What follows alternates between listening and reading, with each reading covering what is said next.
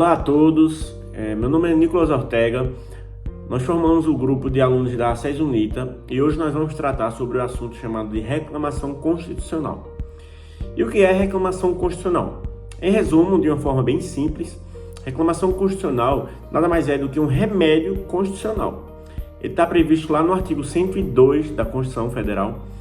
E o que é? O que é que ele visa? Ele busca preservar a autoridade das decisões tomadas pelo Supremo Tribunal Federal. O que é isso? Ele busca manter a superioridade, a autoridade, a efetividade de todas as decisões tomadas por esse tribunal. O que ocorre é que, geralmente, quando tribunais inferiores vão de acordo com essas decisões, com essas determinações, acórdãos, emendas, quando esses tribunais inferiores vão de acordo a essas decisões, nós entramos com uma reclamação constitucional para que dê continuidade a essa autoridade do Supremo, para deixar claro que, na verdade, a autoridade suprema em si é a Constituição Federal, são as decisões do Supremo. Então, para manter essa hierarquia, quando há essa discordância, quando há esse descumprimento das normas, nós entramos com essa reclamação constitucional para que a efetividade dessas normas, dessas decisões, continue em favor do Supremo Tribunal Federal. Vejamos a seguir as aplicações, as formas, e entre outras, para a aplicação da reclamação constitucional. Boa noite, pessoal. Eu vou falar aqui um pouco sobre a reclamação constitucional, mais precisamente sobre os requisitos e o cabimento desse remédio constitucional. Inicialmente, é importante a gente entender que é um remédio que se difere dos outros, como o HC, como o habeas data, mandado de segurança, enfim. Por quê? Porque ele vai ser impetrado diretamente no STF.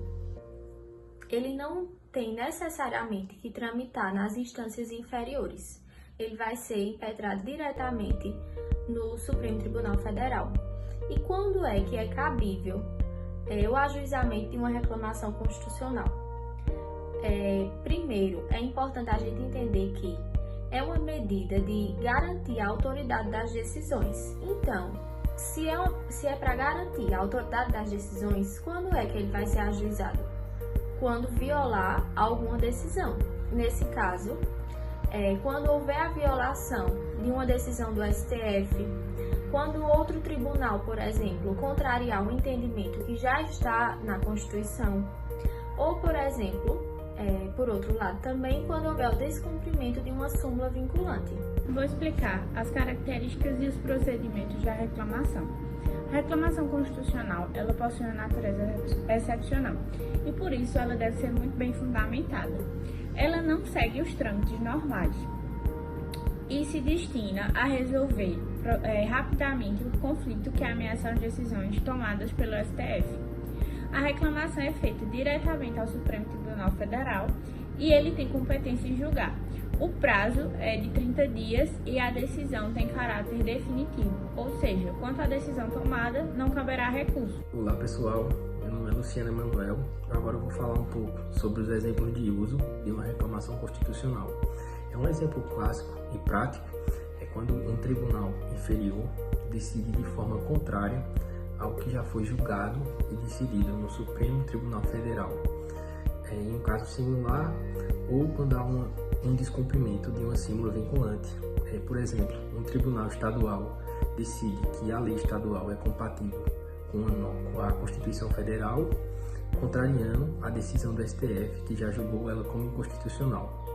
Neste caso, a parte prejudicada ela pode entrar com a reclamação constitucional no STF. Então, para concluir, podemos observar que a reclamação constitucional ela é uma ferramenta processual essencial para preservar a autoridade do STF e garantir que as decisões desse tribunal sejam efetivamente aplicadas de forma correta e coerente com o que está previsto.